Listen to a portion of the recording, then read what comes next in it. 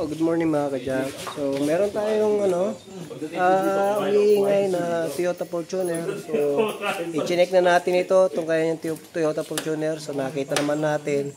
At gayon na rin yung kanyang tinatawag na charging system ay hindi normal, nalulobat yung battery.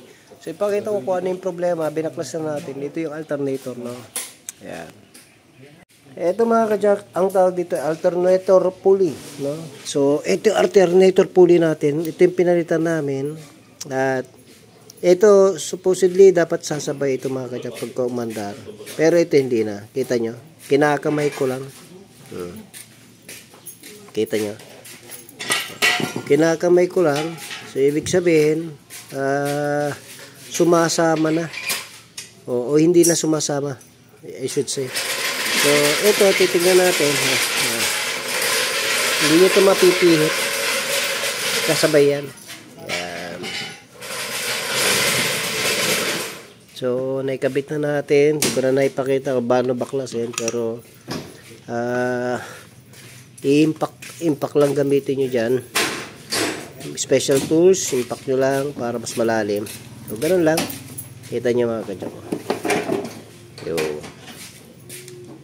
Dapat ito hindi sumasabay. Alternator pulley tawag dyan. Ayan. Kita nyo. Ayan. So anyway, at least nakita naman natin agad kung anong problema nito. So binaklas lang natin yung mga brackets para sa alternator. So okay na. At least ang dahilan dito ay hindi kakarga, maingay, magaspang. Pag umaandar ang sasakyan, ito po yan, alternator pulley. Palitan nyo lang, okay na yung mga ka-Jack. Anyway, ito ay Fortuner. Yan. Wala nang ingay sa alternator niya. Tapos, yung charging system, i-test natin.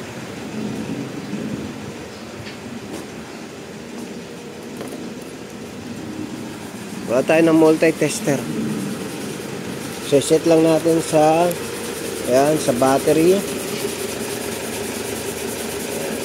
12 volts. Ayan natin sa positive isa. Ayan. Lagay natin yung isa sa negative. 13, abot ng 13. 13.83. So, good charging niya mga kapatid. 13.84. Pagka nag-ilaw ka, kailangan ma-maintain niya. Kahit na 13. Okay yan. Okay. So, ayos na. Yung ating ginawa. Dati kasi hindi yan pumapalo. Pumapalo lang ng 12. Tapos pagka nag-aircon ka, papalo siya ng 11, maubusan pa niya. Ang sasakyan na ito ay tumirik na, kaya nagbalik sila ng battery. Pero ang totoo niyan, ang issue ay yung tinatawag na alternator. So, sayang. Pero okay lang, balik na siya ng battery. So, okay na mga ka-Jack.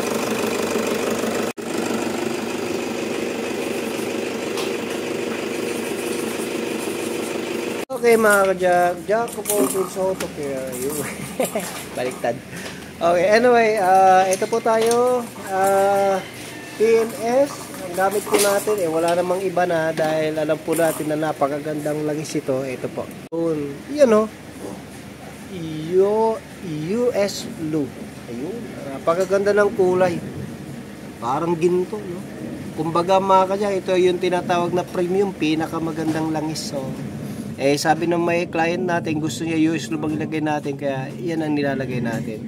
So, alam naman natin na napakahusay yan, gamit yan ni Match Mechanic, gamit yan ni Sir Jojo. Kaya, syempre, trusted yan mga yan, na malalaking shop. So, anyway, yan din ang ginagamit natin.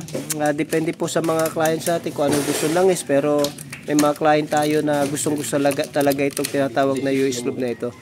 So, ayan ang gamit natin. Dito tayo sa PMS ng tinatawag na Ford Everest. Ayan. Brake flashing, change oil, check lahat natin mga kulan, kanyang tinatawag na ito, ATF, ng kanyang power steering fluid. So, tinitingnan natin lahat. Okay. So, ayan. Jack of all trades, auto care. The shop that cares for your car. Okay. Ayun, magandang gabi mga kajak, no? So, pinakita ko lang kanina yung mga ginawa natin. So, yung sa may alternator, malimit nangyayari yan na iilaw yung ating battery doon sa dashboard natin, and then maingay. So ano lang talaga dapat na-check muna. So may mga customer tayo na nagtatanong-tanong din, at sa ganun sabi ko dali nyo na lang para ma-check po natin kasi mahirap din manghula. So anyway, yung iba naman na tumatawag sa atin, na advise na naman natin sila, at sabi ko kung may mas malapit na shop, pagawa nyo na dyan, at hindi naman ganong kalakyan ng gastos. So anyway, malaking bagay, nakakatulong tayo, nakakapag-reach out tayo, no? So anyway, yung kanina pinakita ko, yung alternator ng Fortuner, talagang nangyayari yan, no? Iilaw yung battery, tapos may maingay, para squeezing sound, and then nalulobat yung battery, no? Siyempre yung may-ari napabili pa ng bagong battery dahil nga hindi kumakarga. Hindi ko rin alam kung paano chinek ng Motolite o ano man. So anyway, ganun lamang mga kajak. Mas maigi na ipatingin natin sa ating mga trusted mechanic. So pwede rin sa page namin, pagka pwede ho kayo magtanong sa aming page, nandyan po tayo lagi. So tsaka yung pinakita ko lang kanina, yung ginamit natin lang is ay US lube, no? Ay magandang klase talaga yan. Trusted natin yan kasi mismong si Master Garage, si Boss Jojo ay ginagamit niya yan. Pinopromote nila dahil napakagandang langis talaga yan. Kahit si Match Mechanic, no, yung mga veterano, mga mekaniko, mga mahusay na mekaniko, gamit nila yan. Kaya tested na nila yan. And then yung may mga client tayo na gusto rin nila na US lube ang ating ilagay. So meron po tayong US lube pang diesel, pang gasoline. So anytime tumawag lang po kayo mga kajak. Kung gusto niyo magpa-PMS, meron kayong gusto ipagawa sa inyong sasakyan, meron kayong gusto ipa-check, i-scan natin yan kung ano yung makikita natin. So yun lamang mga kajak, no?